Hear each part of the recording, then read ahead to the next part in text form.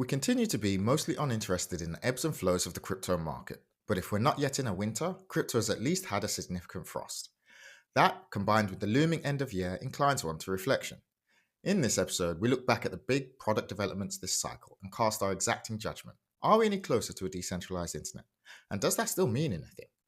Call us idealists, but that vision is one old acquaintance that shall not be forgot. For anyone who listened this year, thank you, and see you in 2026, when we'll see if this winter of our discontent is made glorious summer. At the least, we've got some hacks queued up to yap about. This is Not Your Crypto Podcast. Hello, and welcome back to another episode, the final episode of the year, I suspect, considering our busy schedules, of Not Your Crypto Podcast with your host, Justin, and... Michael, hello, I nailed that one. Yes, you did. At least you got it closer in timing than you did Thank last you. time. I'm pretty sure there was a 5-second gap. You had to cut out some dead space in the post. Yeah, it's like I was speaking to my imaginary friend. So on this last one, we've got quite a spicy topic. So again, we think we might run on a bit long. So we're going to skip our usual what technical thing have you been reading this week and jump straight into the topic. This one is probably codenamed Blockchain Reflections. Will come with a better title by the time we publish it. I'm thinking it's getting chilly outside, and that will be hinting towards the topic we're talking about. Not only are we recording at Christmas, but also it's looking at the markets. Again, we're not a crypto podcast per se, but we like blockchain technology. But at the end of the day, we would be naive to pretend like one doesn't drive the other. People are starting to claim that the current bull run is coming to an end and that another crypto winter may be upon us, hence the title. And so that got Michael and I thinking, and we were like, okay, so what has happened in this cycle that is worth talking about? What do we think about what's happened? Where do we think it's going? One of those things, first of all, I'd just like to stand up and say, Michael, we started recording during this last bull cycle, so that was a good thing. Must be, hopefully, to our fans. So that's cool. But yeah, so really and truly, what are we talking about? What happened this time that was different to last time? And then we're going to ask the question of, well, did any of them actually meet their full potential? Or were they flash in the pan type things? Did they? And the question that's quite close to my heart, and kind of we discussed at the beginning of this entire pod when we created an episode called Why Are We Here, where we discussed, do they actually bring us any closer to a decentralized internet? Because that's the mission that we were interested in. I think that's the key thing, right? It's like, we're not interested in these things because of, I mean, the technology is cool, obviously, and that's part of the interest, but it's like, our original impetus for this was like, what does this technology mean for life on the internet? And does it make the internet a truer form of itself or not? Yes. And it seems to have the potential to do both. So a bunch of things happened this year. There were lots of different things that caught hype, caught attention. There were lots of product developments as well. What were they, and did they move the needle for what matters to us, I guess, right? Yeah, and that's kind of the theme of this. This is going to be an opinionated one. I'll be honest with you. This one's going to be more an opinionated one because it's basically our thoughts and our interpretations against what we want to happen. I mean, it's interesting because to me, as I said, the bright bulb of attraction for me when I found out about what a blockchain is, how they work, and what they can do was what they can do. And I like the idea of a decentralized internet. But now, as you'll hear us babble on throughout this episode, I'm starting to wonder if that isn't even a worthy mission anymore. Is it a relevant mission? Do we need a more decentralized internet? And what problems does that actually solve? Or is it just tickling my technical fancies?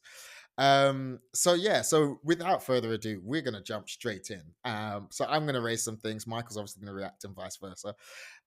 So when I was thinking back to, we started this, we had the idea for this podcast in 2023. We started publishing and recording 2024, beginning 2024. What was big around then and what stuck in my mind was it was the age of the meme coin. It was Meme coins became the big deal. They were going to become cultural tokens. This was going to be a way to unite communities in the digital space and people be able to prove they are a member of said community. We then came up with concepts such as token gated commerce, where if you had a specific NFT, you could prove you were a member of a community. You could use that to prove you're a member of a community and then get access to experiences, products that the great unwashed wouldn't get access to. So that was one thing. Then there's the other side of NFTs, which were memes were enabled by NFTs. But the other side of NFTs was then art as well. That was kind of on a downward trajectory by the time we started recording and publishing, whereas memes was in the ascendancy. Meme tokens also drove huge amounts of volumes for Solana in particular. It almost became known as the meme coin chain. And then it came to a head with a certain president launching 2 meme coins, and what happened around there. So we'll get back to that in a sec. The next thing that came after that, off the back of that, which we actually did cover, was prediction markets. So prediction markets, which I got very excited about. If you go back to our 14th episode, which I think is entitled "What Are the Odds?" Michael and I again discussed how prediction markets work, and it was that, but more importantly, you hear at the beginning of the episode, my excitement was it is a blockchain enabled product that never mentions blockchain. It just does the thing and uses blockchain under the hood, which is kind of what I liked. Obviously, gambling, we can get into that, whether you think that's a worthwhile pursuit of this technology, a worthwhile pursuit in general, but that's a different story altogether. But we did go into, for the security nerds out there, we did go into the security gaps and risks that we could see, and within like a month they were being exploited, and they've now become commonplace in the prediction market of the space. Prediction market stuff, you mean?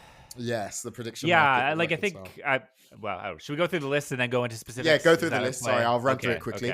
We then had zero knowledge. You know how excited I am to talk about that. I know. Okay. I know you want to get on that.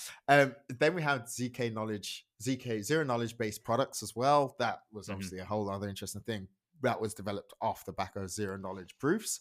And then the rest is interesting. So we have AI agents, which are still in the conversation, very much in the conversation right now.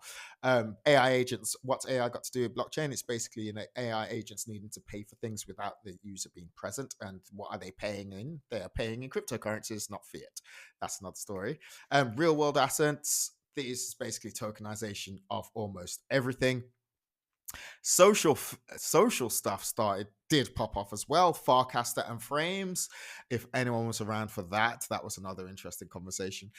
Decentralized physical infrastructure, the conversation around that is still latent, but it did start to pick up this cycle a lot more.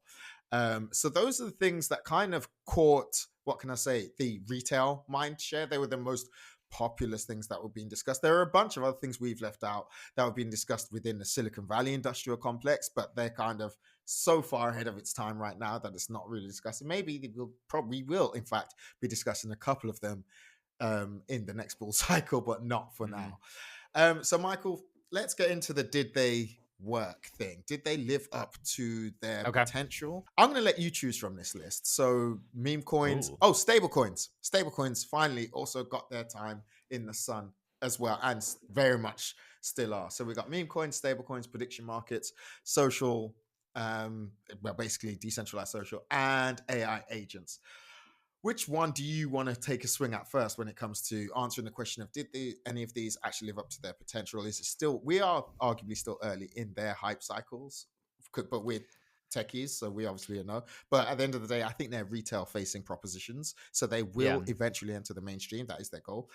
Which one do you think has so far proven its product market fit, or was a worthwhile pursuit in terms of building a better, more decentralized internet? Which one did that? Do you think any? Tough question to answer.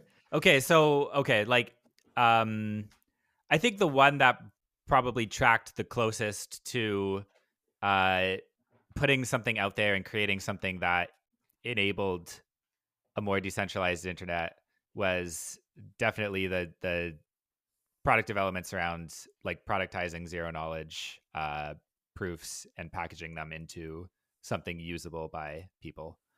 I think that there weren't a ton of examples of that. There were some. like we talked in that one episode about ZK login. That was a ZK login. product example, right? Yeah. And then I think they also captured a lot of attention as a potential area when there was like the Coinbase loss of all that KYC info. Yes. That was, I think, like another moment that they had, though I don't know that anybody has like built. I think that there's some kind of zero knowledge KYC kind of things out there, proposals out there, systems out there, but nothing widely used as far as I know, right? No, not that I think, and I think the silence is kind of deafening. So I think people are cooking on that as we probably record. I think because it's such a to me it's such a massive opportunity, and as you said, the Coinbase one was kind of the proof in the pudding, the proof point of we need to do KYC differently, massively differently, and you are you're a centralized exchange using decentralized technologies. So why are you centralizing all of this personal data? For those that don't know, Coinbase got breach. Was it a breach? I think it was a breach. And in order to trade on Coinbase, you have to hand over your government details, etc. So once again, a lot of people's customers' details walked out the door because of a security lapse in Coinbase, and people have started asking rightfully the question: do you actually need to KYC? You can KYC, yes, but do you need KYC like this? Is this not a is this not an early 2000s way of thinking about KYC? Whereas zero knowledge allows you to verify things without actually having the data itself. We'll do an episode on that at some point in the future. But yeah, go on. Yeah. And anyway, like I think it's just like I feel like there's certain like flashpoint systems within the broader crypto landscape that really feel like the tug between the old world and the new world, or like between the Web 2 world and the Web 3 world, or the traditional world and the distributed world, like whatever way you want to kind of slice that.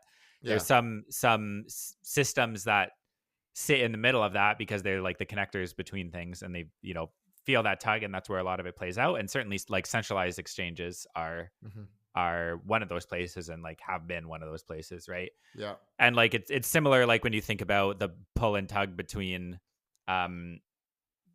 like hosted wallets and self-custodial wallets and all that. Like centralized exchanges are another place where that pull and tug from a product perspective happens really, really strongly.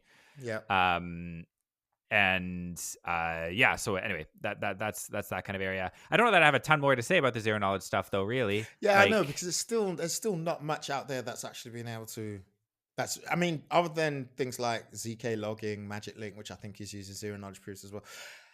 There's not much in a product perspective that we can talk about and grab onto with that. Yeah, and so like even when we talked about the ZK login, like that specific use case, is it enabling a more decentralized internet? Not really. Kind of really. The opposite in a way. Not the opposite. It's maybe a bit strong, but like, it introduces the concept of like some amount of reliance on an identity provider, basically, which is a very like Web 2 concept. I would more say it's so for example, that particular application there was more of an abstraction, a UX abstraction, more than an actual use of ZK to actually do a whole new thing. Okay, then meme coins. That was a whole thing. It was interesting because we graduated from meme stocks to meme coins. I feel like that's kind of what happened. Yeah, sort of. It was the same community. Is that not a fair? It was the same type of people. I don't know. I think it had similar motivations. Like I think the people who ended up doing both things had similar reasons that they ended up doing that, like participating in that ecosystem. Yeah. Basically. I mean, I think we've both agreed on this podcast and said numerous amounts of times that we feel like blockchains and the internet is basically, blockchains are effectively a different way of organizing digital activity, effectively. Digital human activity represented in digital space, and meme coins allow people to express an opinion on a thing. Meme stocks, people allowed them to express their opinion through economic terms, and then meme coins allowed them to express their economic opinion even more purely. As for I don't know. Meme coins were an interesting one for me because the way they were being spoken about and marketed was so divergent from the reality of it. I Mm. almost was like, okay, no, but is this not fraud? Like, I can see why blockchain detractors look at things like meme coins and like, well, what is this? Like, because when people start talking about community and digital communities specifically, and representing those digital communities through what is essentially a financialized asset that can be traded, its intrinsic value is now come down to what will someone else pay for it, as opposed to what it represents or what community it's associated with or what value that it confers to a person who is a member of that Yeah. community. It becomes overused term of the year, inauthentic. I'm no Ooh. longer believing this is a representation of a community, or this is how you engage with the community. I'm thinking this is a financialized asset that someone's paying something for and hoping someone will pay them more for in an unidentified point in the future. Go on. Yeah, no, I think it's, I don't know. To me, it seems relatively indisputable that like 80% of meme coin activity was exactly what you're saying. Mm-hmm. Like, or even more, I don't know, right? And like, yeah, we had a lot to say about it kind of when it was going on. And it was the first big wave of hype activity that happened like after we started really talking about this stuff and recording and stuff, right? I Mm-hmm. think. Yes, it was. Um I think, yeah, like the question is, so so there was always a, admittedly kind of tenuous way that you would justify this activity, Mm-hmm. which was what you said, right? Like it's about creating digital communities, and those digital communities have some self-organization around around ownership of the coin and like that kind of thing, right?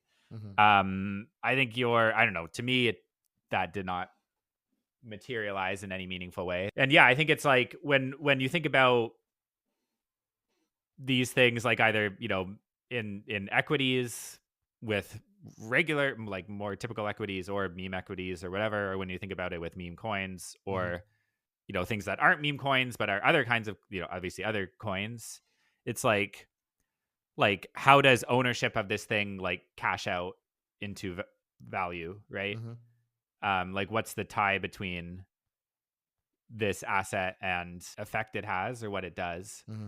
And like, there's like strong and direct ways in which like equity ownership cashes out, and that, Mm-hmm. it's the right to future cash flows of the business or whatever. I forget what Yeah. the finance people say, right? Something like that. Yeah. Discounted cash flow. um Yeah. yeah, exactly. uh and I think with some, other coins, there's also a case of how they participate in economic activity such that like, ownership cashes out into something real. Yeah. I think with meme coins, like, yeah, almost all the time it did not cash out into anything real. No. Um, and uh, like, I don't know, that's kind of like what it was. It feels like, I don't know, it feels almost old, like old hat to be talking about it. Yeah, it does. Like, It like almost we're does. saying was, and we're saying like talking about the past. Like obviously they still exist, and some of them still I do. mean, Trump coin was in January. Trump Yeah, coin happened in that's January. It's wild. just been a Okay. long year. That's basically what it has been. But it's not too far in the distant past. It's not like NFTs, which I mistakenly said earlier also enabled meme coins. It's not. Obviously not. One's a fungible token, one isn't. So I'll take Right. the Well, mistake but I on my think head. there was a pretty direct line from like the NFT Yeah. mania to Yes. Which is what the my next brain meme coin was. Yeah, meta. exactly. Yeah. Thank you for catching me on that one. Yeah. Okay, so the next Um one, yeah. so moving us on slightly, is social, and we'll talk about this only a little bit because I remember when this happened. I remember very specifically because I Mhm. tried to join Farcaster and I couldn't join. I don't know about you, Michael, but basically the servers kept crashing.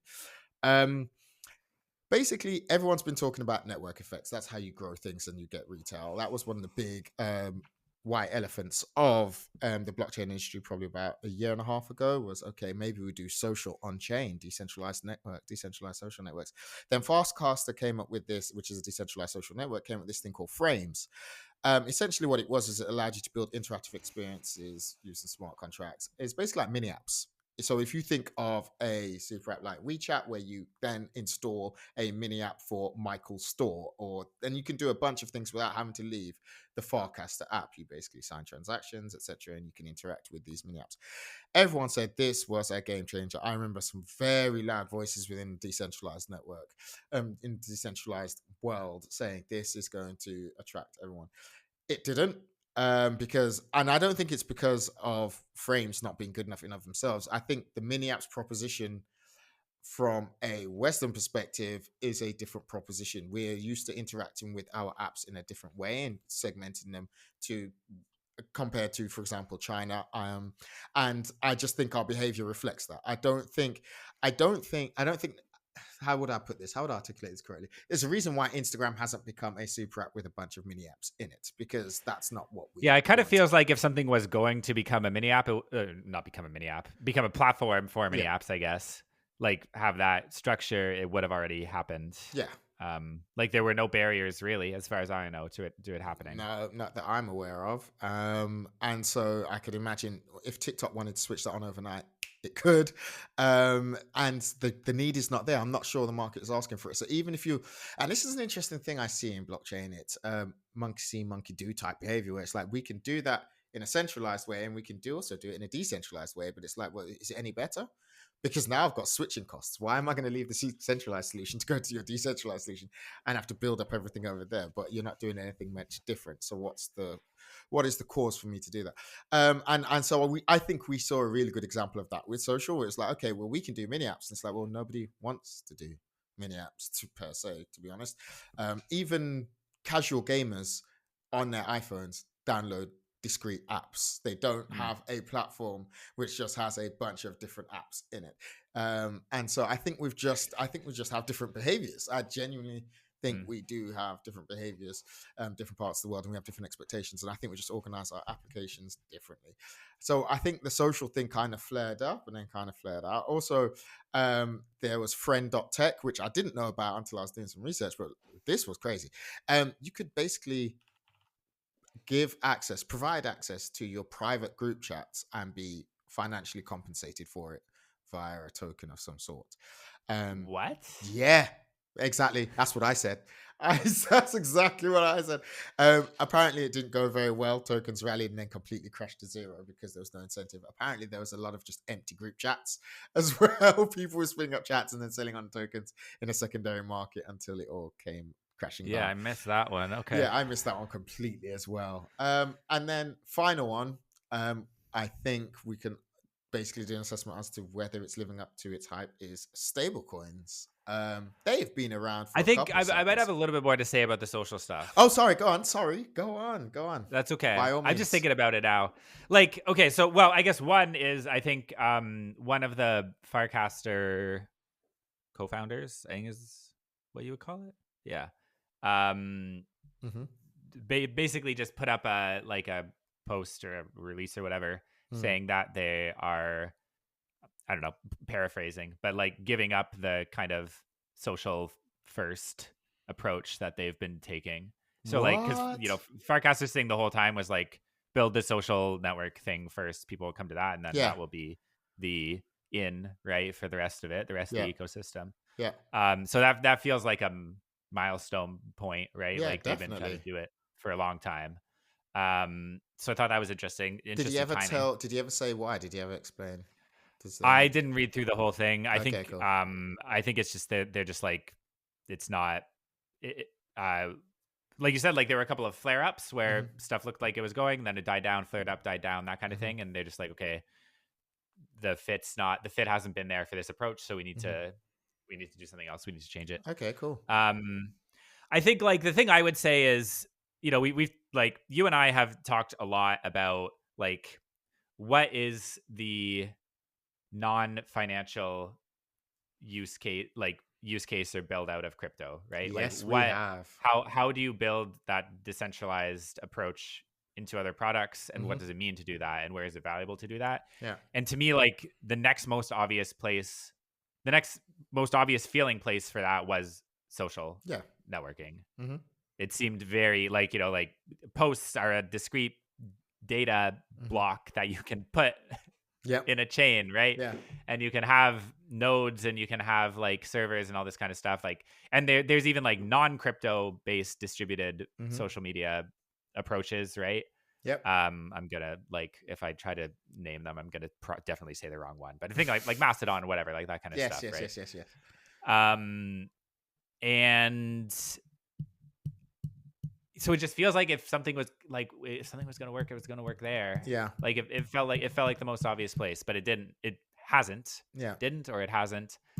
And there was all the hype around like Dorsey's thing with the Oh, API that he released yes. for not block. I forget what it's called. Blue Sky. Whatever. No, Yeah. Well, Blue Sky's basically implemented it. What was it called? but it's like Oh, the client of whatever yes. protocol Yeah, it is. they released, right? It is. Yeah. And I don't know. I think that's worth a bit of reflection that I haven't like fully done yet. You know what I mean? Yeah, I get it. And here's the funny thing. All right, let's stick with socials for a second. I think it comes back to my earlier point that I just made. In if you're going to do, but you're basically building a social network. No one cares what rails you're running on, right? So now you're just trying to build a separate social network. Nobody cares that it's decentralized under the hood. People just care that it's a nice place to be because your so-called threat model in a social network is, do people feel safe? It's not necessarily is their data being hoarded by one centralized entity. If people feel like they can trust a centralized entity, they'll always give their data over to it, regardless of the risks that come with that, because we pretty much know now. Whereas if you're going to say we're a decentralized social network and we're a nicer place, or we're a nicer place to be, and we happen to be decentralized, people will be like, okay, well that bit sounds cool, but are you a nice place to be? Which is what Blue Sky did, but it looks like or sounds like from what I've seen completely passively, and I haven't researched in depth, but they're kind of running out of a bit of momentum. I mean, this podcast is on Blue Sky. We do make posts onto Blue Sky promoting us, but whenever I go into Blue Sky to post those promotional posts, it just seems very quiet, and it seems like they've kind of overcomplicated their offering, and I'm saying that as a power user per se, but you're just building another social network, so focus on that. And how easy is that? I think you could probably even dispute a little bit. Like, is that what people want? Is what people want a nice place to be? Engagement does not say that. Oh, well, this engagement data does not. Yes. Like, revealed preference seems to not say that. So anyway, I see you. That's just like an observation, I guess. Yeah. I think probably some people do want that, obviously. I think there's also like a split. There's also like a real split, I think, between like the way social media networks work. I'm not an expert in this. I don't know. I barely use them, right? Yeah. But there's a dynamic between like producers and consumers on those networks that is kind of hidden.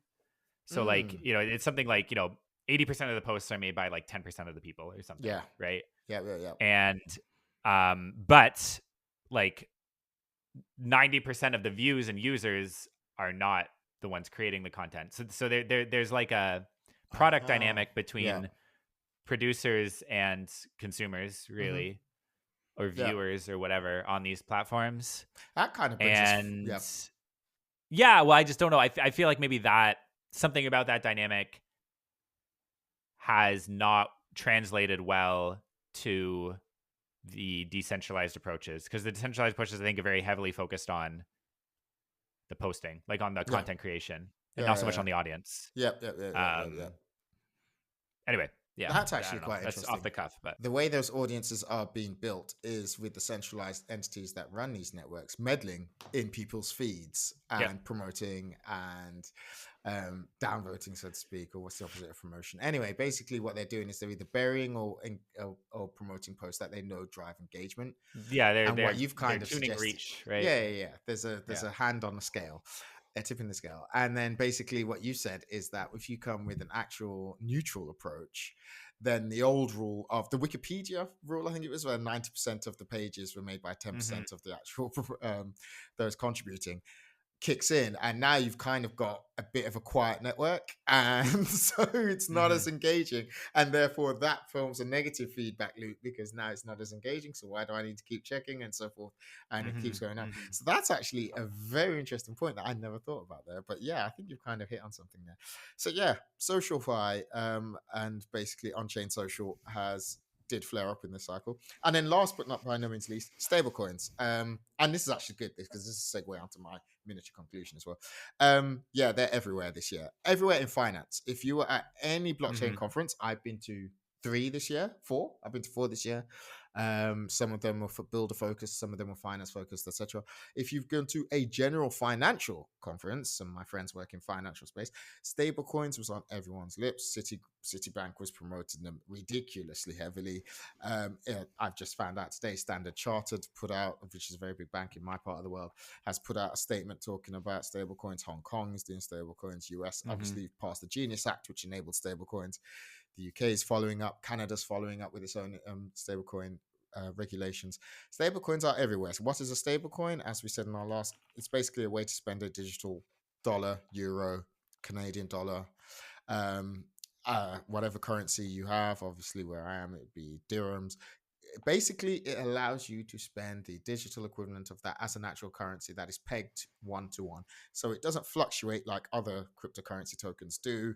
Obviously, Bitcoin is worth $92,000 at the time of recording. So that makes it useless as a currency, quite frankly. It's more of a store of value.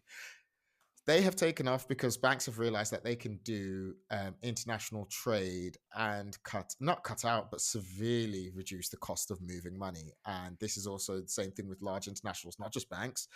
This will even affect Meta, who parks a lot of its European cash in Ireland. It needs to move that cash at some point. Same thing with all the tech giants. Any large multinational that needs to move money, stablecoins are now their solution, and they are furiously building. Let's not get this twisted.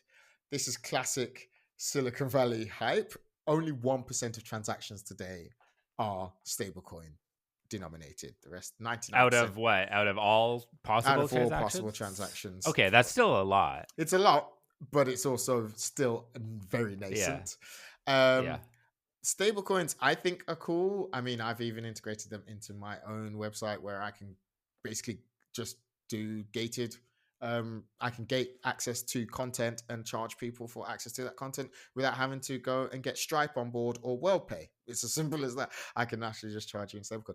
I think they're quite a cool enabler. I think they're going to be something that definitely is going to stick. I don't think they're going to be like NFTs or meme coins because the way institutions are adopting them, which is ironic, right? Because this distributed ledger technologies and blockchains kind of started out as an anti-institution play, but the institutions really like this. And so I would say, in some ways, I'm going to go out on a limb and say stablecoins have found product market fit for cryptocurrencies in the first place. Yeah, I think that's totally fair to say.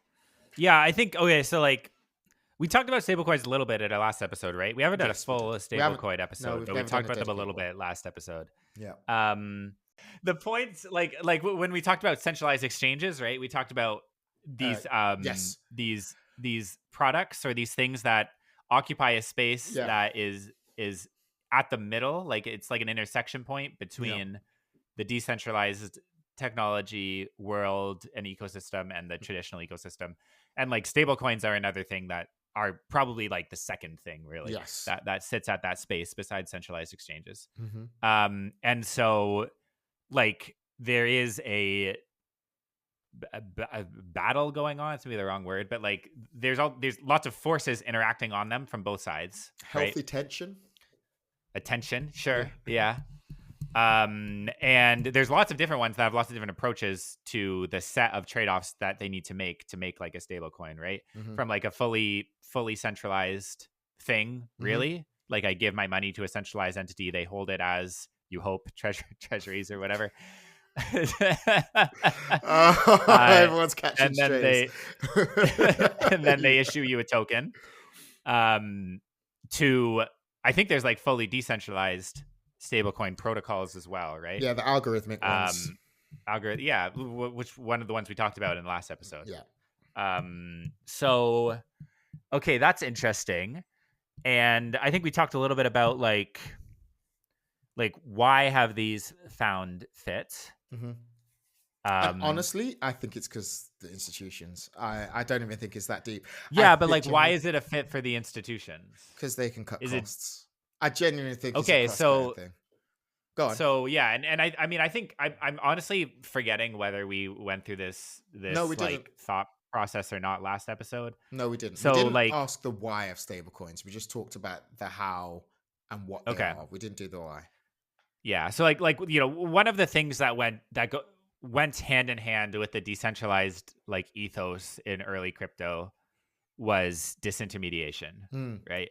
Like the idea that when you try to do something, there's like all these layers of middlemen that are taking their Yep. cut and not providing value. They're like basically like rent seeking Yeah. intermediaries, or at least the value that they provide is not proportional to the cut that they take. Yep. Um, and so what decentralization allows you to do is to, in a kind of paradoxical way, deal more directly with counterparties and Yep. with trading partners and with whatever, Mm-hmm. and disintermediate that all those players out of the chain, Mm-hmm. um, and then costs are lower. Yeah. Right, this is like a deflationary aspect Yeah. as a result of that. Mm-hmm. And so yeah, I guess the question is like, have stablecoins done that? It's maybe like I'm not sure that it's a clear yes It's yet. it's not a clear yes yet. And I also feel like it depends. Oh no, the security And I feel clearance like thing. as the ecosystem gets built out, more and more intermediaries are finding their place in the 100%. I products was that are just getting about to say. released. So I was going to say it depends, and the reason I say it depends is because it depends on how many levels of abstraction you want from this thing. How easy do you want your Yeah. integration?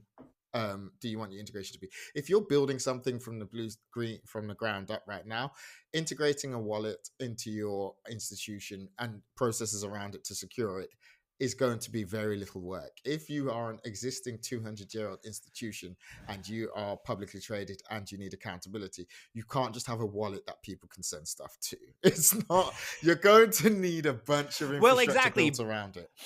And then that gets to the why to me. So like, yeah, okay. So if I'm trying to send you $5 on the internet and I live in one country and you live in another country, Yeah. and I, disregard whether I'm supposed to be doing that or not, and I was trying to send you like $5, Yeah. then I would say stablecoins have absolutely Mhm. disintermediated and returned more value to us as Yeah. both ends of that chain, Yeah. as opposed to the other ways that you would do that, right? Yeah. Which is like I don't know, like a wire transfer, like a international payments rails, like all that kind of stuff, right? Yeah. Sure. But if what you're saying is true, and like as more traditional institutions get involved in this stuff, Mhm. they start putting those intermediaries in place because they need to for various reasons. Maybe it's Yeah. regulatory reasons, maybe it's risk-based reasons, right? Yeah. Maybe it's like trust reasons, whatever. Yeah. Then it's like the why. Yeah. Like if what was driving them was disintermediation and returning more value to themselves Mm-hmm. as opposed to the intermediaries, Yeah. but then they reintroduce those things, then is it like just because there was a temporary blip where it was like under regulated from Yeah. their perspective, and so there was more value, and then it returns to its natural state State of of rent, rent seeking. I think it's going to be in between the both. I also think it's because obviously you and I don't work in these, we don't work in the finance Yeah, departments of these large exactly. institutions, so we don't know who all the players are. I feel like some of the old players and intermediaries are going to be able to move with the times and will still you just can't get rid of them because regulation requires them to be there, and so therefore they will continue in their rent seeking ability even on a distributed in a distributed universe. And then some other players are just going to lose out because the disintermediation will happen, and therefore there's Yeah. nothing they can do about that. So I think it's going to be a mix of both in the why. All right, moving on and quickly. Okay. Is AI agents, did they work? Way too early to even ask this. I shouldn't have put this on the list, quite frankly, because we're still talking I mean, about fair AI enough. agents. I think there is a interesting intersection there. I think they're like the main developments there. I think were really at the protocol level, right? For like Yes. how do you enable gating and payments. microtransactions between autonomous systems and Yeah. like providers of something And like just X402 and like whatever, right? exactly. So Yeah. you've got X402, you've got Cloudflare, NetDollar, you've got AP2, sorry, agentic payments. Agentic payments, something. This is what the two stands for. There's two P's. I think, well, quite frankly, Silicon Valley is all in on this. They are right now cooking on this heavily because all they're talking about is agentic payments. Like you go anywhere, any other podcast, anything on the West Coast is talking about agentic payments, what agents can do. The market is turning around and saying, I don't know if I'm going to give an agent the ability to pay for my holiday, because that's the example that people keep coming up with. People need to be a bit That's more a strange imaginative. example to come up with, It's but the okay. weirdest one. It's imagine you want to book a holiday and this agent is able to. I saw some better examples. For example, you want to buy a product, but you want to wait for it's on sale, so you give the agent specific ramifications of buy this product when 20% discount kicks in. That makes more sense. Free idea here. Free idea here. Put Oh, your God. put your MCP servers behind a agentic payment paywall and Yeah. make print millions of dollars. It's so true. Yeah, that would be absolutely amazing. So I think it's still too early as to did they work. But what it does segue into is what I took away from this is the ones that did work or did meet their potential and are currently meeting their potential versus the ones that didn't. Is the ones that are is again, you've mentioned this a lot on this podcast. We've talked about it a lot on this podcast. It's lending itself to the financialization of things. It's enabling financial products, consumer financial products, to work on the internet better than they have before. It's weird. It's now looking like the blockchain product market fit is decentralizing payments as opposed to decentralizing the internet. However, whenever you go and look up any of the protocols, whenever you go and look up the stable coins and all of that, like we've talked about big institutions, they're basically, it seems like the blockchain Web3 building universe that is tailoring to these financialized projects. They're basically co-opting large trusted institutions, which is also a bit of a head flip, so that they can gain distribution and people actually use them, but they're not necessary for the existence. It's just a way of getting large scale distribution, i.e. attention, mind share on these things that are doing. Which is fascinating, because that's, if you asked me that back at 2023 when you and I were just sitting down having discussions about this in a pub, to when we started recording into when now, I would never have said payments would be the first thing on the chopping block. But what is interesting, I always wanted it to be the internet itself. And I'm now realizing that was a nebulous mission of mine. I wasn't being specific enough, because the internet does a lot of things. It's not one thing. It's not just a social network. It's not just a payments rail. It's not just a content creation and hosting platform. It does a bunch of things. So then this brings us to our third question, which is, Well, we kind of missed prediction markets. Oh my goodness, your That's favorite okay. topic. That's okay. We don't have. We can do it quick. No, let's go into this, because this is our Christmas episode, so it's going to run long anyway. It's our bumper episode. I mean, I think if you look back at this cycle and you think like what products found product market fit, you can't ignore prediction markets. Go on. And one in particular as one that did, right? And that's obviously Polymarket, and obviously but one of the driving forces of that, well, both its legal status within America, as well as the like attention it captured around the election in particular, right? I think that was still the largest market by volume, however you count the volume, whether you're counting it properly or not. See, everyone's catching strays from Michael this week. I don't know. I mean, I've said a lot about them in a way. I do find them interesting. I do not like them. I think is okay. Can I ask you a personal question? Yeah. You don't like gambling in general, right? So I don't like gambling in general. Are you able to separate the use case that they've come up with from the actual technical innovation they're providing, or does it even matter?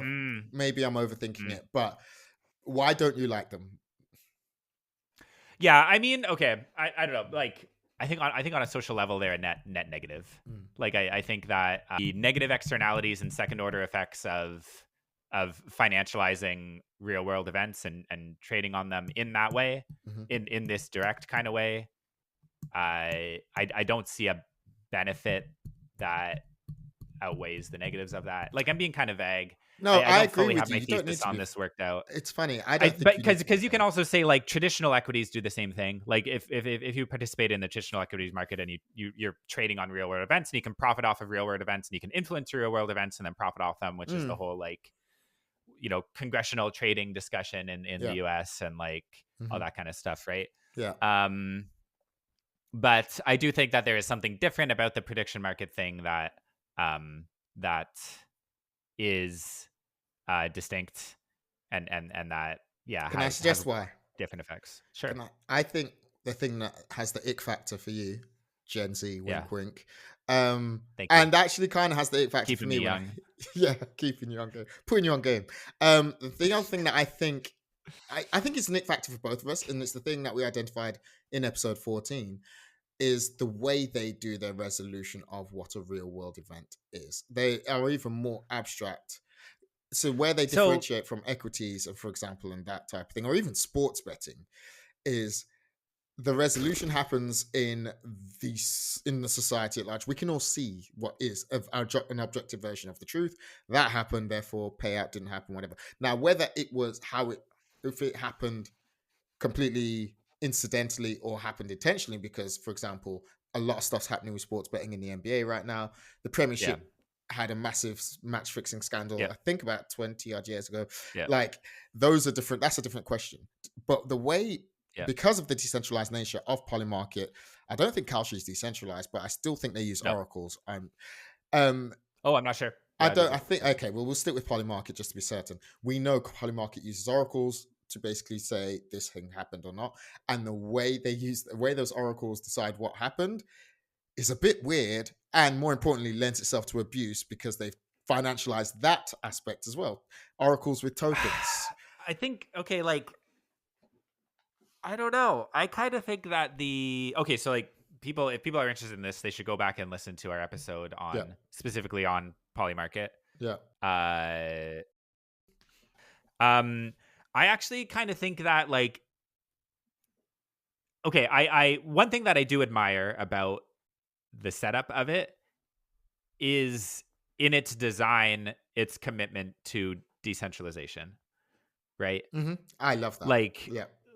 And that goes through the market resolution mechanism as well, right? Because it's not like half-assed in that, you know, there's the market trades these decentralized assets back and forth to balance and to clear and whatever, and then Polymarket decides the outcome.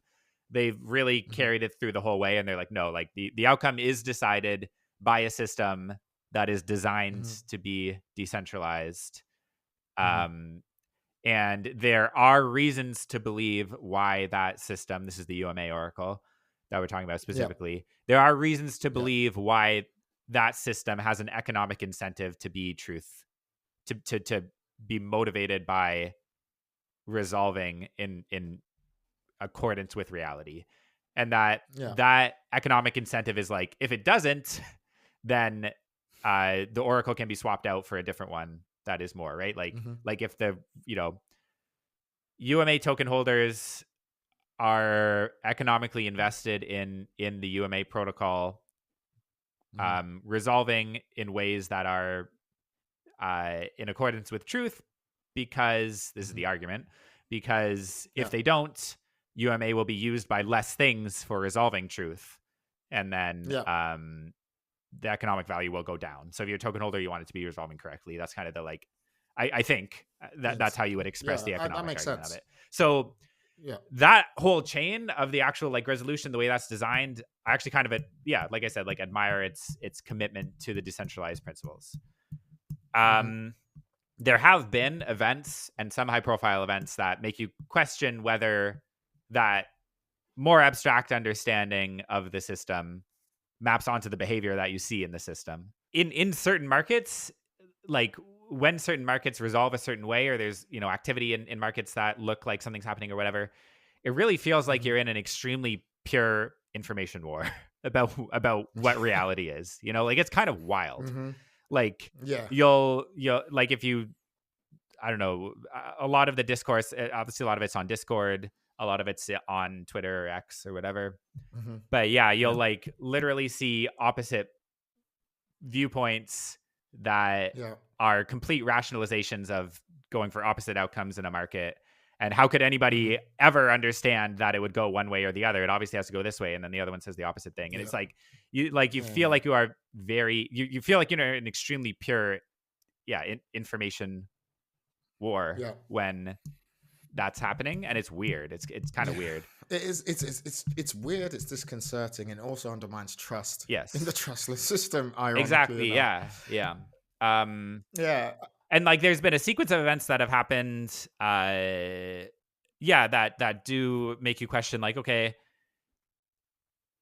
yeah, is the resistance to manipulation that you want to be there actually there, or is it not? Both Mm. within the oracle itself, like within the UMA Yeah. oracle, like are Mm-hmm. how are the token holders behaving in there? Is there gamesmanship that's going on there?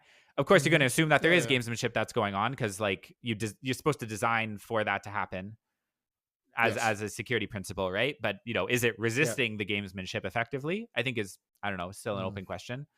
But it's not just that, it's also like the way the oracle resolves is usually by pointing to other sources. So like Mm. the oracle isn't like this event happened or not.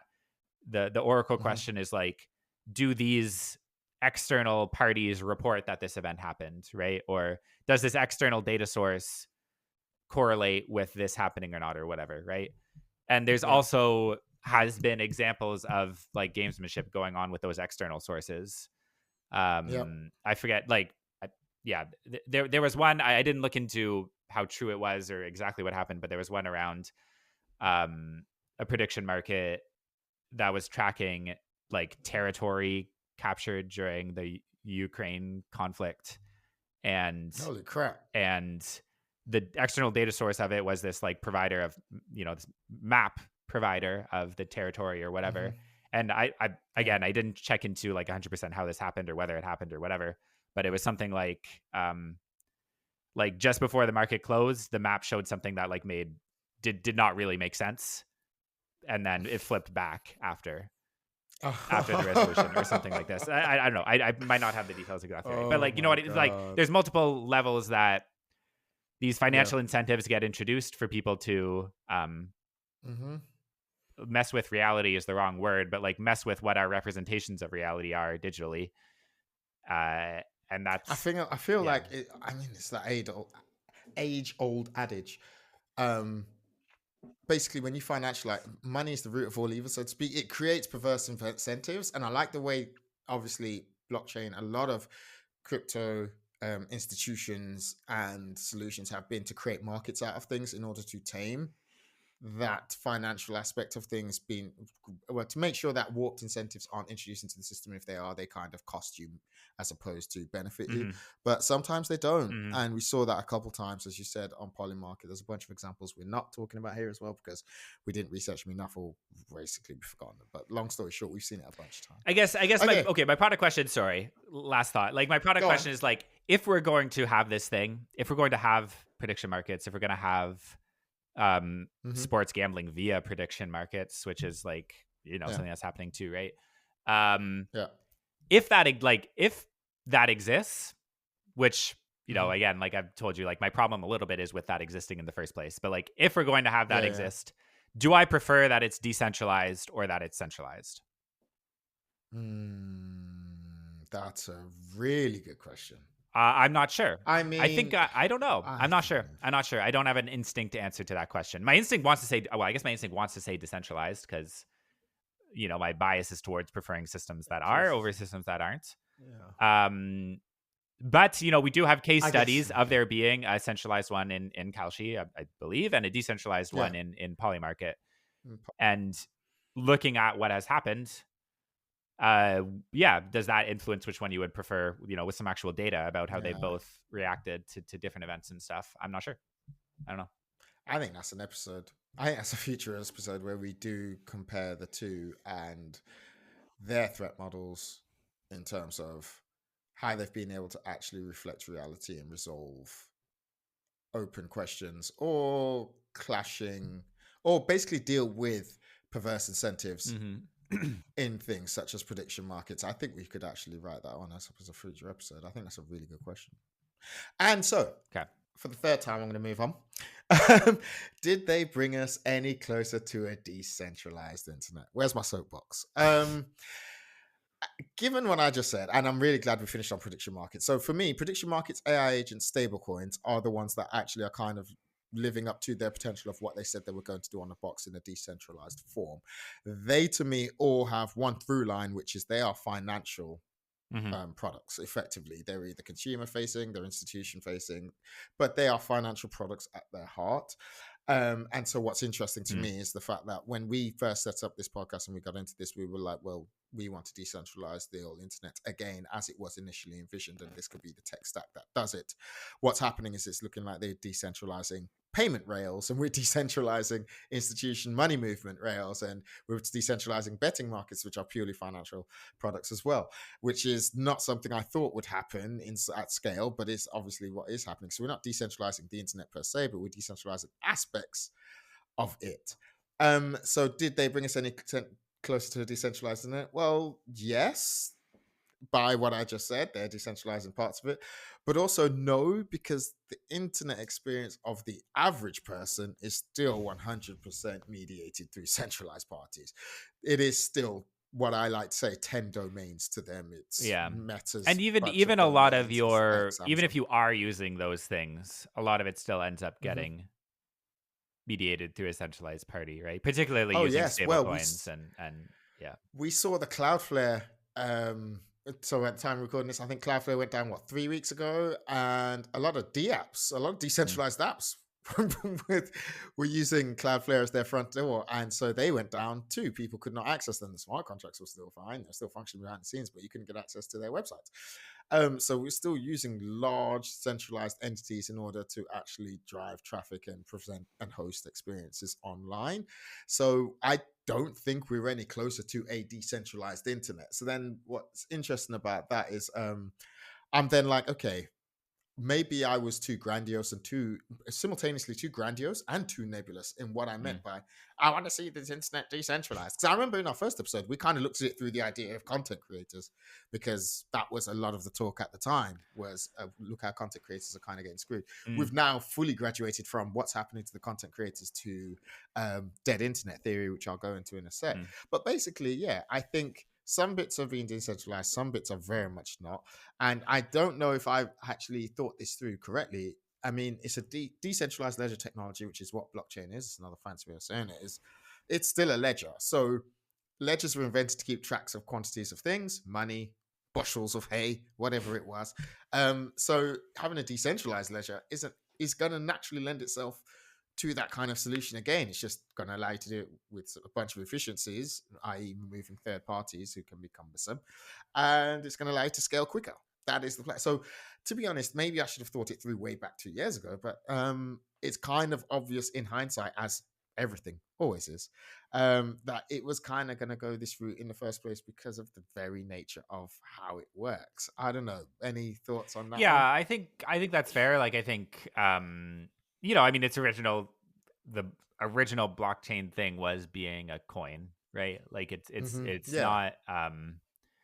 not far from it.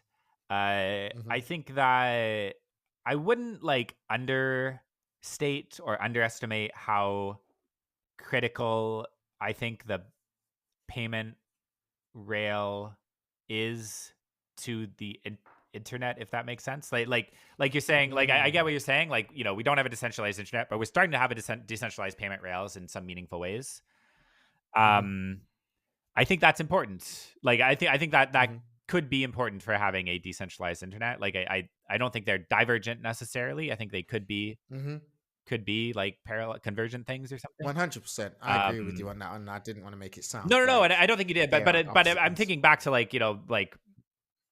think the Web 2 internet, like the traditional internet, grew up alongside internet payment rails as well. Like, those were very that was a symbiotic growth. In terms of like online payments being able to happen, and SSL being a thing that enabled stuff like that to happen securely and all this, right? Yeah. So I think there is something there. Yeah, I think like when I think of the internet, like what we were talking about when we talked about a decentralized internet before, like Mm-hmm. the framework that I go back to is that idea of where does the code run, right? Like Mm. when I act on the internet, where does the code run? Because our whole thing Mm-hmm. was that that like political Yes. economy of the web, right? Yeah. Currently, when I interact with the internet, the code runs on a server, a centralized organization's Mm-hmm. servers, right? Mm-hmm. And so yeah, like now compared to then when I interact with the internet, has it changed in any meaningful way such that the actual like location of execution is different? Mm-hmm. No. I would struggle to say yes, I think. I would struggle Yeah. to say yes to that. Mm-hmm. Um Yeah, I agree. yeah. So yeah, we are. But then when I was thinking about and doing a bit of self reflection on that question, I was like, okay, so there is that mission important anymore? And I had to look inward, and I was like, is it not even important? Is it relevant? Like, is Yeah, that it's the problem? Is irrelevant. that the Yeah. major problem we're facing at hand? And I was like, yes, it very much is. Pulls out his soapbox again. Uh, basically, I don't know. Probably a bunch of our listeners have probably already heard about dead internet theory, which is, long story short, people are now saying the internet probably died around somewhere 2018, 2017. They've even got dates for it, where more content was created by bots and now subsequently AI, then is actually created by humans and interacted with by bots. And you see this anecdotally, people are now realizing that they no longer see their friends' posts on Instagram, even if their friends are posting, because basically they've twiddled with the algorithm such that you're barely seeing anyone you actually know. It's now just corporates using bots, etc., to create engaging content, etc., etc. So the dead internet theory is basically that it's no longer a meeting place of humans in the digital space. It's now digital bots in a digital space. And the funny thing is, I'm like, okay, how how did we end up with it? Okay, is it a relevant mission? Yes, because of dead internet theory. How so? Because as we just kind of recapped in episode one, the fact is this engagement model, which has led to this engagement model that we have with these large centralized entities, was an upshot of the fact that then people needed to make money to run servers and power those servers on the internet. And the first successful model to do that online was ad business. And ads require attention. So you have this thing that we call the attention economy, and the attention economy works really efficiently online with engaging content, and engaging content for all its descriptions and all of your opinions is basically where the attention goes. So we have the attention economy. Now, the reason why I feel like dead internet theory, decentralized networks, and the engagement economy are all linked is because when I came across this tech stack that is blockchain, I did this math and we talked about it in a political economy of the web in our first episode. And I was like, imagine if there is a different way to make Mhm. money on the internet and participate specifically in the internet. So I do have a server because I do want to put something out there, but I don't want to have to sell ads in order to power that internet. And we also do not want to cede control to a centralized party that hosts my content for me because they're paying for the servers and therefore they're going to start advertising to my users. How about we have a blockchain technology that creates a decentralized internet? And therefore, I now can do different things with those servers. And that is basically my whole raison d'etre for getting into this. Obviously, I'm a security professional by heart. So the security aspects of it are also fascinating because it's a completely different threat model, it's a completely different tech stack. But also, the reason why I kind of got drawn to this like a moth to a flame was I was like, this is just a different way of doing stuff. It's not just a different way of hosting digital activity online. Mm. It's also going to be a different way to do business. Like it can enable different things to be built on it. You no longer need to think in this one way where winner takes all. I monopolize the network effects on my infrastructure. And that's what got me excited about this and still does. And now I Mm. genuinely do think with the arrival of the fact that humans aren't online per se, obviously they are, but in a different way, and now they're just all passive consumers. I feel like this is one potential solution to resurrecting what was the promise when we had a Tim Berners-Lee come together and build World Wide Web on top of what was then the internet, and then before that with DARPANET and ARPANET, etc. I think Hmm. this is a way of resurrecting. Hey, this is humans could do something different rather than worrying about how to sell ads so that they can pay for the servers and then pay for other things? How about how about we remove that problem Mm. at the very least, at the very fundamental level? You can now power your server because you've got these network tokens that obviously incentivize people to join the network, keep the network running, and allow you to pay your electricity bills. I think that then opens the door for you to do something different. And I don't know what that different is yet. If I did, I'd be building it right now, which is interesting because that's going to come on to my final point. But Michael, what do you think of what I said? I said a lot there, Yeah. but that's kind of where my head is at, really. The dead internet theory now, more so than what we were talking about of content creators and code and the power of running code and servers actually being a misnomer, which we all discussed in our first episode. I think now the dead internet theory, I add on to that pile and say this makes it even more necessary that we take back control. For my British listeners, sorry, I had to drop that one in there. But basically, we need to decentralize the internet again for various reasons. Yeah, I think. I mean, I don't have a super. The dead internet theory stuff. I'm not sure. Yeah, what I think about it. So I think I mean, like all of my answers, it's probably going to be like it depends. Like yeah, like you know, I think that yeah, if I as a regular user like load up Facebook or load up Twitter or whatever and like scroll through the feed of that, or even now if I like load up like a generic news site and scroll through that. Yeah, certainly I think there's a few categories of things like there's content that is like legit 100% bots, absolutely. And there are like if I click on a random Twitter post and look at the replies to it, like I would absolutely believe that more of them are just straight up bots now than not, right?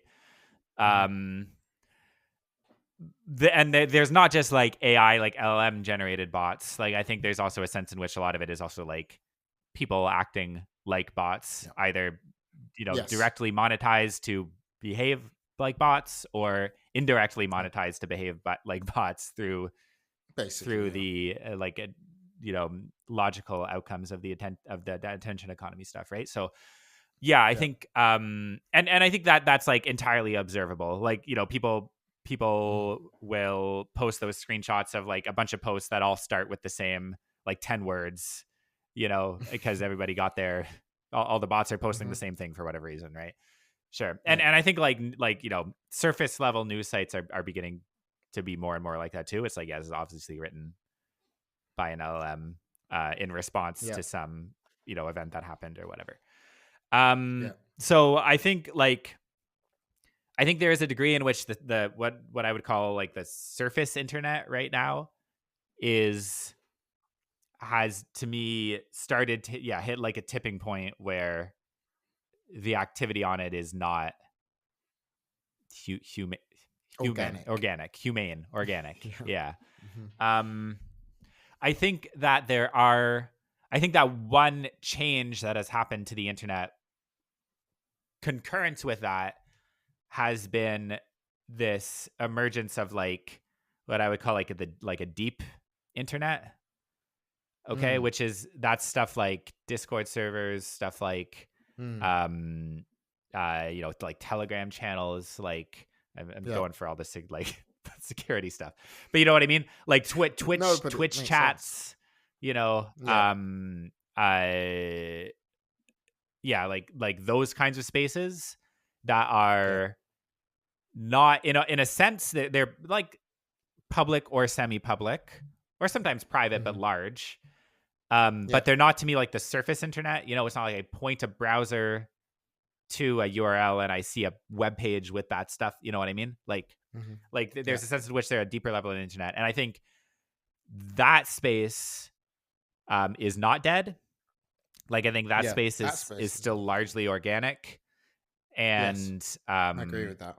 That's interesting to me. That's an interesting like history of the internet development thing, right? But I do. Go ahead. Sorry, I was just going to say randomly, I wonder what their business models are.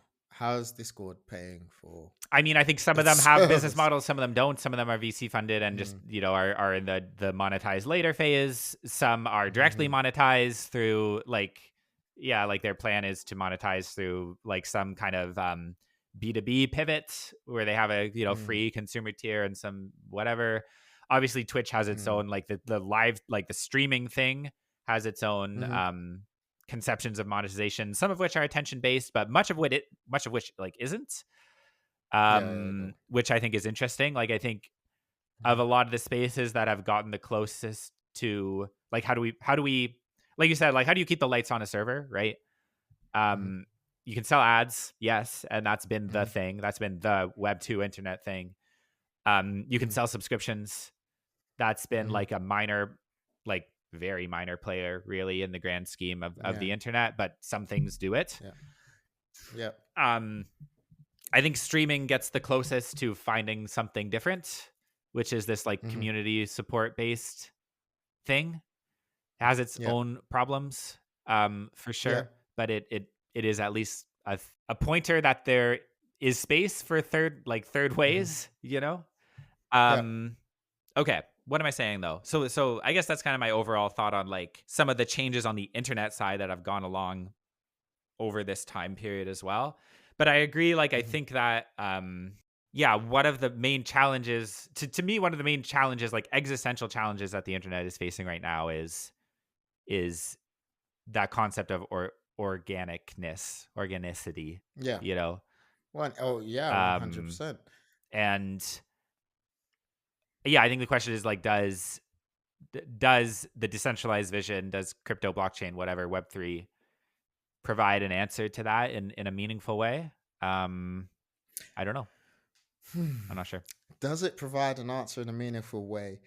No, Answer is because maybe I see it as strong, neutral. but yeah. Yeah, it's a neutral tool, but it does provide a new perspective, Yeah. right? It's Yeah. like a new way. It enables a new way of thinking. Yeah. But this is also bringing me to my final point. Yeah, the one thing I think that segues me onto, or basically allows me to roll onto, is what is that other thing that Mm. it enables? So, what are those other things that it enables? Because as I said right now, earlier in the podcast, we've seen monkey see, monkey do. We can do this, but just in a decentralized way, etc., etc. But I'm like, this actually allows you to think in a completely different way to the way we used to Mm-hmm. think in terms of how to power, how to build a business model, or what your business model, or what you can even do with a truly decentralized network. But I get frustrated because number one, I haven't been able to come up with something yet. And I do think about it every now and then, time to time. I've come up with a couple of ideas that we've given away for free on this podcast. But for now, I'm like, the blockchain, there is an industry behind this. And I don't know. As I said, I've been to a bunch of blockchain conferences, and I go to the talks, and I'm semi active in terms of consuming what the latest tiers in that space. And I feel like it's a bit enamored with the idea of itself. It can be quite navel gazing. First of all, tech is very navel gazing anyway. Everyone in tech thinks they're the greatest thing since sliced bread. But blockchain has that dialed up to 11 sometimes. And yes, people are building, but they truly, truly have taken this whole idea of build it and they will come to heart without really defining the they. And it's quite Mm. interesting because you see this different phases in the bull cycle. First it was like, who's the they? And they were like, well, we want it to be retail, obviously. And it's like, okay, cool, so you're going to deal with the UX problem and the onboarding problem. No, this is perfectly fine. Okay, fine. So you don't want to make it easier for UX onboard. All right, who's the they next? And 6 months later, who's they? Oh, it's Mm. developers. Want the next million developers. Want the next million developers because they'll bring the next billion users. Cool. Have you got an audience ready and waiting for those developers? What do you mean? Well, they can bring it themselves. Wait, what? No, that's not how this works. You don't just go out and say, devs, can you give us all the time? Because you need to be compensated for that time. And your audience will compensate you, but you've got no audience to present them. So they didn't rock up. Then 6 months later, it was, we're going to get institutions. We're actually Mm. kind of at the tail end of this. We want institutions, the big boys and big girls to come on. And it's like, wait, hold on. Didn't you guys hate institutions? Didn't you guys hate all the centralized? Yeah, and we also hate regulation. So how's that going to work? Because institutions, one thing they love, regulation. Like, they need it because it keeps a stable operating business environment for them. They obviously don't love all regulation, but they love some regulation. You guys hate it all, and you definitely hate formal processes, which they need because, again, it gives them stability. So who is the they? And then I'm like, okay, when people talk about, oh, well, I imagine when this phrase came about, build it and they will come, I imagine it's some old-timey Victorian businessman setting up a theater or a circus. They're building a real thing. They're building a building. They're building a destination. They're not necessarily, they're saying, if I build it, the consumers will I'm come. pretty sure And it's what I from a think movie in is the happening, where this 80s. metaphor I think, yeah, I don't think is it's it, a traditional and it's thing probably at all. a movie in the 80s. All right, But whatever. okay, But fine. I Well, I anyway, either way, 100% see your, yeah, do you yeah, see my yeah. point, It's right? absolutely what they would say. Yeah. Yeah, it's a Yeah. meat space thing. It's a natural, you build a building, people's going to come and take it. Whereas in digital space, that's not necessarily what happens, especially when you're in an attention-based economy. So then what I kind of find with the blockchain industry is they're kind of like, build it and they will come. But really what they're building is infrastructure, which is fine because that's where we're at right now. But I feel like they're forgetting the second part is, in order for any of these people, devs, institutions, retail, to show up, you've kind of got to prove your point. Like, you can't just say, we've built this super cool cryptographic scheme. Well, you got to dog food it and present a product. And I feel like they kind of shy away from the idea of building consumer facing product experiences. And then I was thinking, again, I took this metaphor even further, and I was like, Henry Ford, one of the greatest industrialists of the 20th century. He's known for obviously building the Model T, but the Model T was enabled by him refining Mm-hmm. the moving assembly line. He didn't invent the assembly line, but he refined it to where it was amazing. He took it to a level that nobody had ever taken it before. He tinkered with it and got it going. And even Elon Musk talked about this when he was in development hell back in 2018 in Tesla, where he was sleeping on a couch floor. He's talking about the factory that builds the thing. I feel like the blockchain industry is building really cool factories. They're building really cool assembly lines, but there's no end product at the end to attract and prove what it is they're doing has the value they say it does. And I think it's because they want to shy away, because let's not get this twisted, consumer products is a messy, horrible world to be in. You need to start hiring product managers who are going to tell you about a market you think you know better than, and they're going to be right most of the time. But the point is, you don't have to worry about UX. You don't have to worry about a bunch of externalities that nobody wants to worry about right now. They just want to sit in their rooms, code up some cool stuff, and show their friends. And I still feel like you can do that. You can have a scene where you lot are just in the corner coding up some hot shit. Sorry to swear, but you can code up some really cool stuff. But if you're going to say, no, we're a business and we've raised a lot of VC money against this premise, I'm like, well, then you need to get into the consumer space to actually prove your point. You got to dog food your stuff, right? It's a cool innovation. Show me why. And so that was kind of a bit of a reoccurring frustration I had with going to these blockchain tech conferences. It was either heavy on the financial aspect, and now all of a sudden they want the institutions that they shunned 3 years ago, or it was, aren't we the greatest thing? Let's just call and make things, and they will turn up. Who's the they? They're not turning up, and you keep changing your target, and so therefore you kind of look like your head's on a swivel right now. But then I look at myself and I'm like, well, what's the thing you've come up with? And I have come up with nothing. I have zero. I have nothing. I have nothing, even though I've spent my time studying this tech stack and I enjoy it very much. And I have a decent idea of how it works and what could go work on it. But they've got a whole industry, hundreds and thousands of people who are working, hundreds and thousands, not hundreds of thousands, hundreds of thousands of people who are building stuff. And at the same time, I feel like the blockchain industry is obsessed with the infrastructure phase right now. I think even at whatever level of abstraction you're operating at, you still need something that looks consumer-esque to basically be the proof point. And I think I get the sense that they are shying away from that right now. So that I find a little bit frustrating. But yeah, so that's why I'm questioning whether and that all ties into, is it a relevant mission? Yes, I do think it is. Where do I think it's going wrong? I kind of think it's there. That's what it's like. You need to dog food your own innovations and prove to the world why this thing is cool. Because otherwise, we can just do a centralized version of a centralized thing that already works pretty well for 90% of the people out there right now. Isn't working. It's really not. And that's why people are now saying, okay, maybe it's stable coins or the ChatGPT moment. The fact that people have a concept of a ChatGPT moment, I think it's a good metaphor, because AI was in the doldrums for 40 odd years when you check its history, like 1980s. And then they finally decided we could just make a chatbot. But it worked. I first thought was, well, a chatbot is really the limit of this. Well, actually it works. And then obviously it's not, people are now doing stuff behind the scenes. But you need a proof point. And obviously cryptocurrencies aren't it. They are definitely not it, because money is emotional, money is power, money requires regulation, and you guys shied away from all of that. So nobody helped you on board that. Nobody did the internet connections needed to graduate from one Web 2 to Web 3. So now you need to do something else, and you haven't done anything else, even though this tech stack allows you to do a plethora of things, in my opinion. Michael, any last final thoughts you want to say to that? No, not really. I mean, I think it's a good insight, and I think, yeah, but I mean, I agree. Like the core, it's just like the question I go back to is, like you said, like we haven't thought of something, like we haven't thought of something, other people haven't thought of something. It makes me feel a bit despondent. It's like, makes you question things. So I don't know. Look, regardless, I think that like our interest in it is even one step further removed, which is like our interest is in the internet being what it can be, what it has been, and what it is still in some places, and what it can be in the future. Yeah, I do still think there's a link between that and the blockchain side, the decentralized side, the whatever. But yeah, no, I don't have much more thoughts on that, honestly. Yeah. Yeah, I agree. I think I just want to say, because I just realized what I've just said could be interpreted to sound like people just say blockchain is a solution looking for a problem. And I'm like, no, we know what the problem is.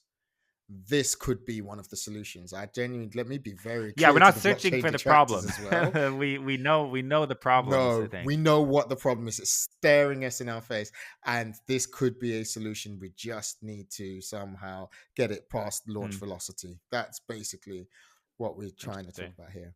And I think that is a really cool way to end this podcast episode. We wish all our listeners a Merry Christmas and a Happy New Year. And thanks for subscribing and liking. And we will see you in 2026.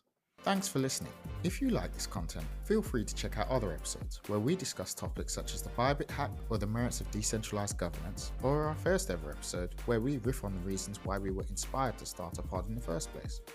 Also, don't forget to subscribe so you won't miss out when our next episode drops, and feel free to tell a friend to tell a friend.